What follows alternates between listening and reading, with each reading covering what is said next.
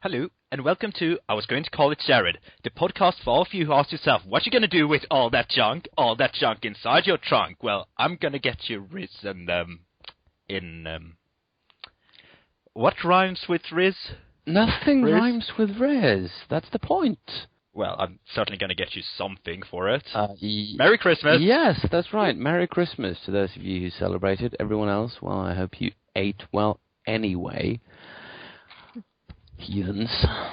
Or die trying. Yes. So, today we're going to talk about Dungeons of Dreadmore. A roguelike. Yes. Like roguelike. There are people on the internet who claim it's not a proper roguelike. There are people on the internet, you say? I've never noticed. I know. There are people on the internet who claim it's not a proper roguelike, and they're not even furries. There's nothing wrong with furries. I love furries. I have plenty of furry friends. I know you've got plenty of furry friends. I would say plenty, I mean like 2. Anyway, so Dungeons of Dreadmore. What is it all about? Your take, Riz? I mean, you're a guy with the most epic, heroically, epically huge eyebrows. They do need some serious tweezer time. No, I think they're perfect. I could have a relationship with those. The girl has them as well. It looks a bit more scary on the girl. I've always enjoyed my women with eyebrows, or my eyebrows with women in this case.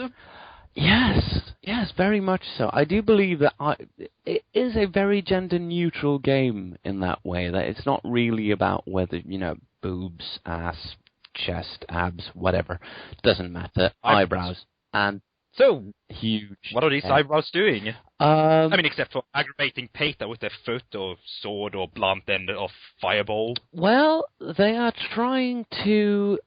Initially, they tried to kill Dreadmore for an unspecified reason. I think there might be something in the splash screens at the start about why you're doing this. I don't know. What is splash screens in the start? There are screens with text on that you click past really fast. Oh, I never noticed. Yeah, for all I know, the game has some sort of intended goal of like traversing Pit A to reach Dungeon B and piss all over the grave of generic evil C's dead dog.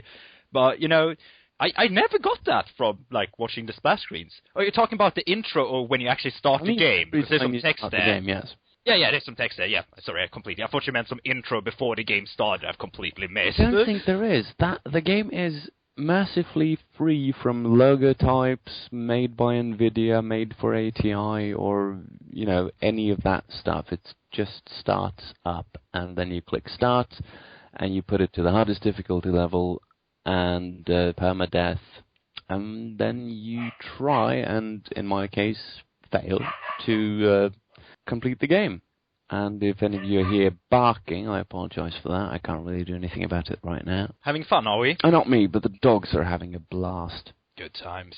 So, yeah, I like the first part you said about the NVIDIA screens. The best part of every game release is the 5 minutes after the game release, someone posting online on the forums how to actually manage the ini files to remove those parts of the game.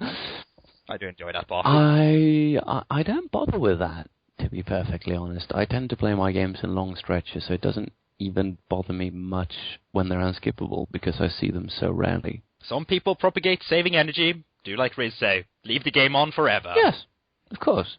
Your computer uses... if you play a game with lots of dark colors, right, then your screen uses less energy than if you're playing a game with lots of bright colors, or if you have, like me, a Windows background, which is pretty much light, something grey, maybe.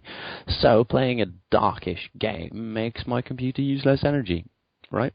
Sounds legit to me. I don't know, mate. My background on my laptop, which I'm using at the moment from a third world country, is black because I'm still running the Windows 7 RC beta on my laptop. Oh, hang on. Are you still in Poland? Yes. Oh, dear God. Have you had any good coal yet? Plenty of it, and that's British soup, which, lovely. we always drink. Lovely. Speaking of Dreadmore, there was actually Lutefisk on the table today. Lutefisk is a reappearing theme in Dungeons of Dreadmore. Yes. I don't actually think the developers are Norwegian, as I initially thought, because they mention a lot of... Yeah, because they sort of make fun of Canada and Norway and other stuff. But apparently, yeah, they're Americans. I have no clue, to be honest. But it's a very funny game. Oh, yeah. That's the point I'm trying to make. It's not taking itself seriously in any way. It's very slapstick. I like slapstick in games. I mean, with what Riz said earlier, one of the points of the game is dying. It's one of the core game. Congratulations, you died. You died. That's literally what you're greeted with every time you die. They congratulate you, and you get a score. And you get a score, which is. I mean, you can't technically finish the game, but it's not as much fun as dying and being annoyed of dying, because 98% of the time you die due to your own stupidity. Yeah, and that's fine. I mean, personally, okay, so I haven't finished the game. With the new expansion, Realm of the Diggle Gods, there's another 5 levels, which brings the game to a total of 15 pretty damn huge dungeon levels. There were 10 in the original games, and the final boss would be found on the 10th level. Now he's found on the 15th floor level thing. But for my money, the first 4 or 5 levels are probably the most fun. For my money, the first level is probably the most played-through level. How many times have you died on the first level? It's an achievement for dying repeatedly with the same build. Yes. Basically, you get to choose skills in the beginning. I don't know. I think I even died from kicking down a door before the. You can die kicking down a door. There's an achievement for dying. Not when I did it. Down a door. No, I have gotten the crash achievement. But you're absolutely right about the funny. I mean, the writing and the incidental details around everything in this game are funny. The monsters quip at you. They, break the fourth wall repeatedly, saying things like, "I hope they nerfed your spells," which, coming from a monster, is pretty hilarious because, he would. Space! Yes, Fustora. For those of you who... I mean, I know there's not a lot of you, but for those few of you who played Skyrim... Wink! Inside joke? I used to make inside jokes, and I took an arrow to the knee. I certainly did. There's a lot of people complaining about that. It's like they've never seen a game meme before. Jesus. Yeah. I do think... I don't know. I mean, the main character never says a word. The monsters have more lines of dialogue than the... He has some very hilarious facial expressions, though. Oh, yes. It's the old Doom school, where for you people who are old enough to play Doom 2, you remember that you had your face down at the bottom, you could say your character's face, and he did... Doom 2? Yes, Listen, Doom 2, wasn't it? That was around Wolfenstein 3D. You're right, they had it in Wolfenstein as well. And in Carmageddon 1, those were the best. Anyway, your character does have a lot of hilarious facial expressions, depending on whatever situation you run into. Yes, I've died more than once from looking at my character's facial expression instead of looking at where I was going and stepping on an acid trap and, melting. Yes, the traps. The traps. And the bats. And the bats. And the diggles. And, oh, God. What's a diggle? You might want to explain. Yes, a diggle is... For the first few levels, at least, the most common monster. It is basically a penguin with a drill for a beak. But they are a bit bird-like, and they lay eggs. Yes. You'll find their eggs everywhere. Delicious eggs. If you're not a killer vegan, in which case I'd recommend not eating them, because pets are your friends. Yes, they do have a class for self-righteous vegans, as if there was any other kind. I'd enjoy that class, it's brilliant. And that's another thing that's really funny with the game, is that being a roguelike, they've adopted the pick and mix thing. You don't pick a class, you don't pick a fighter or a mage or whatever. Instead, there is a number of skill trees, out of which you select 7, right? Yeah, it's 7, and depending on which ones you select, you get picks in one of 3 different classes. You have fighter, you have mage, and you have rogue. And when you level up, each time you level up, you're allowed to spend 1 point in a perk in one of the skills. And from that perk, you also get a level in the class the skill is associated with, and you have thousands of stats, like in most roguelikes, and they add up, decrease, and you have no idea what half of them do, if they actually work. Some of them are not on screen yet because they've been added with the add-on. Digestion level 12, right? Have I got that? No, can't eat those eggs then. It's not quite that bad, but pretty close. It is pretty close. So? It's cruel. It's hard. It is cruel. But all roguelikes are cruel. I mean, I'm not going to say that I've played too many roguelikes. I have some young memories of my brother playing Adam or something like that. I never really bothered. No, I've tried Dwarf Fortress, but my god, ASCII, it burns my eyes. I'm not sure, again, I'm not sure I'd classify Dwarf Fortress as a roguelike. I played listed. It's listed I know as one, but yeah, I know. It's But really a dwarf management game. I mean... The definition of roguelike is sort of split. As you said, you'd mention any game being a roguelike, even, oh, Rogue, you know that roguelike? And somebody on the internet will argue, Rogue is not a roguelike, it's a nose-picking simulator. But I'd say Dungeons of Dreadmore qualifies for a roguelike. The main criticism I've seen is that it's simpler than a lot of roguelikes, but on the other hand, the presentation is a million times better than other roguelikes. Because it actually has a very good graphical interface. Yes, and it's still clear. It's not lots of particles and 3D or anything. It's a 2D character and 2D plane, but it's all good, solid art. And when something's on the ground, 99% of the time you'll see what it is.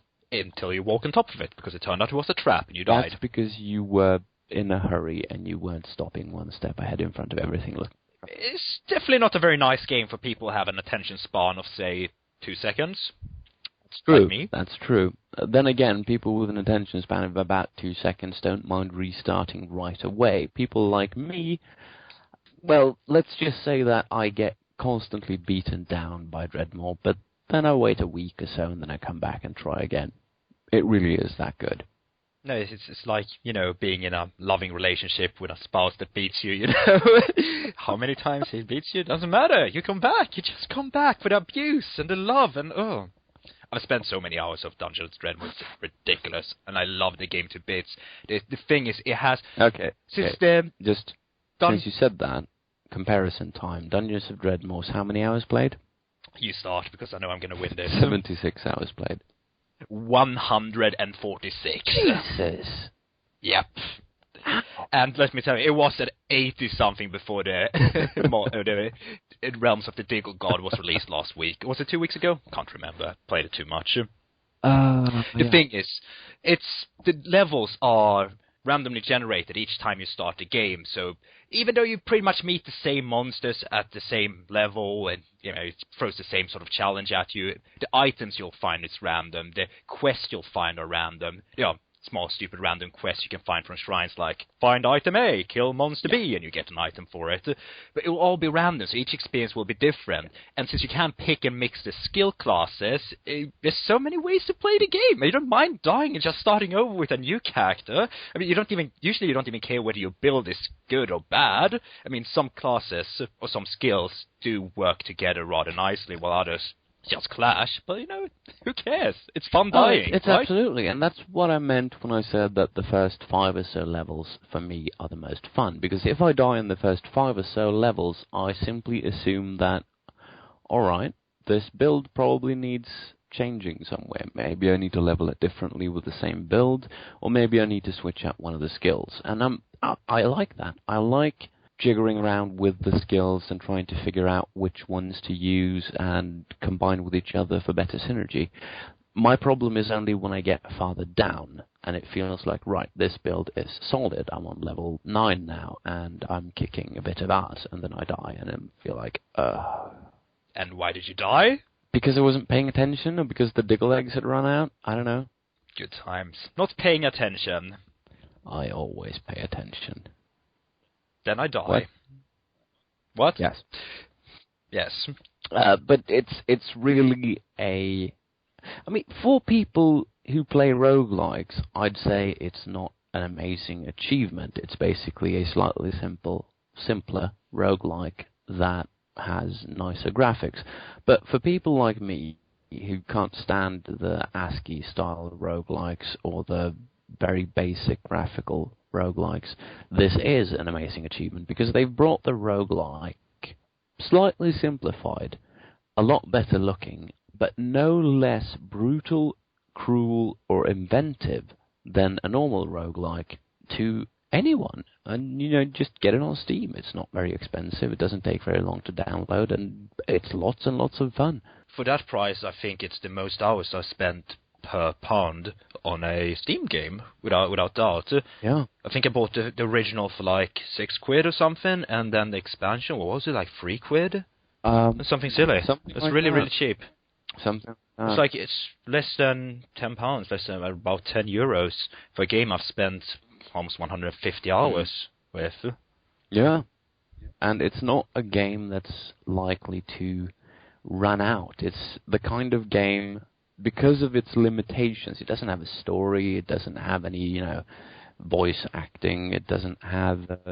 What you talking about? Your inventory is full! Yes. I don't know, I don't keep the sound on. I'm sure the sound is good, but I tend to put music in the background. But it doesn't have any of the things that you get bored with. And the power level of your character feels like it ramps up very quickly. I think that's the beauty of it. I mean, do you remember playing Diablo 2? Vaguely. Did we play it in multiplayer? I think we did at some point. I think we tried, we didn't get very far. But the thing about Diablo 2 is, when you're playing through it the fourth time, and I know lots of people play through it again and again and again and again, but for me, when I play through it the fourth time, I know all of the lines, I'm tired of hearing them repeated again, and oh dear, do I have to run through the swamp level, and oh my god, the jungle. Why do I have to do the jungle? Beautiful jungle. Well, yeah, I know. In Dreadmore, you don't. Just find the stair down to the next level. If you absolutely hate the poison level, for instance, which I do, I think it's ugly, well, I bypass it. I go down to the next level, and that level is going to be a bit harder than it probably should be, but hey, more challenge. Fine, and I don't have to do the poison level. There are no story-mandated buttons to push to get on to the next level. Just do whatever you like, right? Also, you don't have the limitation in, say, other games or more common hack and slash and RPGs where, you know, you have specific items for specific characters. Fuck that. I can use whatever I want. Yeah. I mean, I might be specced in using swords, but that doesn't mean I'm not going to run around and just chuck balls of steel at people and, you know, hit them over the head with a club. Exactly. There's nothing to stop you from doing anything. Exactly. And I mean, if you are specced for using maces, but you find the Godslayer sword of giant balls, then hey, hello! I'm using swords for a while until I found, you know, God Basher balls of great mace, or whatever. It's... And like the armors all reduce magic affinity, or the heavy armors at least. But I mean, good luck being a mage and trying to survive the lower levels without an armor. Yes, and the same thing on the earlier levels, when your spells generally aren't all that developed. Picking up a sword can make a huge difference. Just bashing things with a sword. The game's fine with that. Just go right ahead. You won't get as many bonuses as if you'd been spec'd on it, but anyone can bash things over the head, right? You can even kick them if you want to. You got a foot. You do have a foot. It's a mighty, mighty foot. It has its own skill tree. Yeah, I mean, lately I've taken to actually playing a Werediggle without any weapon skills. That's one of the skill classes, Werediggle. You can be a Werediggle. And you can lay eggs. And here again is an example of the humor in the game. Not only can you be a Werediggle, and as we mentioned earlier, a self-righteous vegan, you can also be an emo-mancer. Best mancer is emo-mancer, I've just what to say. Yeah, or, you know, what's the name of the flesh golem thingy? That's a fleshsmith thing. Something like that. Or how about being a Viking mage? Yeah, you know, because all Vikings were mages. Mathematician? Mathematical. Mathematical. Yes. Necroeconomics. Anyone? It's all funny, and all of the skills have amusing little comments on them. Not only the skills, this is like... remember... God, what's the game called? Tactical shooter game. It's like... Oh, God, what was it called? I have it on Steam. Give me a second. Jagged Alliance 2, that's it. Remember how, like, all the weapon had, like, little comments on them, all the items? It's usually kind of interesting to read, because they had put a fair amount of time writing small stories for everything. Yeah. Well, so does this game. Oh, yes. It's fun to just find a new item, take your time, stand there and read about it. You can, for instance, one of my favorite one, last game I found a dwarven mallet that was made out of plastic or rubber or something had a comment like, yeah, and you do know that the dwarves lost the last Elven War. Obviously not a good item to use. No, it's a very charming, very hard, sprawling, random, fun game. Funathon. Even the bugs are funny. I mean, the last patch, I think, and this isn't something, that might inspire confidence that way, but they always fix their patches up quickly. And when they have bugs, it's stuff like last patch, where you'd randomly teleport. I had an occasion of randomly teleporting into a closed corner where it was a closed, confined room. There are secret rooms you can find, and I managed to get into one, and then I didn't manage to get out. Very embarrassing way to lose the game. I didn't get any scores for that, Fucking game. How does it work? No one knows. No one knows. But it is a very, very good game. And considering there's an achievement for crashing the game. It's a funny time waster. And with the expansion... Did they add the no time to grind to the base game as well? They did. No, it was before the expansion they added that. Basically, before you'd had huge dungeons. It'd literally take a couple of hours to get down to the first couple of levels. Give or take some time, depending how much you cleared. But now there's a mode called No Time to Grind, where you basically speed everything up, get smaller dungeons. That's what I play on, because I tend to I like dying. I like playing a bit, dying, then replaying, then dying, then spending 18 hours on dying. It's excellent when you don't have several hours to spend, and you still want to get some progress out and not just have a trek across the dungeon because, I think there's something over there that I haven't opened yet. So, I mean, they've been listening to what people have been telling them, and the developers are actively pushing out content and balancing. Yeah, I mean, they even listen to me when I complain. Jesus, who does that? God, I don't. And you guys shouldn't either. If it ever comes to a situation where it's my word against his, let me tell you, don't listen to him. If there is a situation where it's my word, just period, don't listen to it. I'm fucking nuts, mate. Absolutely. Anyway, I think that's about it for our post-Christmas Jared update. Yeah, exactly. Verdict? Quick verdict of the game? Buy it. Fuck yeah. I mean, buy it and play it. It's so cheap. It's like, I don't even think it has to be on the Steam sale to be cheap. The whole game with expansion is going to be less than €10. Like Jesus. But just in case, I am going to check. Dungeons of Dreadmore is €2.24. If you live in Europe, and the expansion is €1.49. Now, I think that's on the Steam sale, but that means you're paying less than €4. That is less than a pack of cigarette, less than a overpriced Starbucks coffee. On the other hand, those overpriced Starbucks coffee are fucking good. No. And that pack of cigarettes can probably last you more than 145 hours. No, they can't. One pack is... Point taken. Get the game. Just fucking get the game. It's awesome. Absolutely. It's a brilliant game. It's a big laugh, and I promise you not be disappointed by playing it. Yes. Get the game. Play it. And next time you'll have something to fiddle with, since we don't have any exciting video running in YouTube. Good times. Yeah. And Merry Christmas. It's a bit late for that, isn't it? Anyway, okay. Oh, shit. Bit late. Bye. Bye.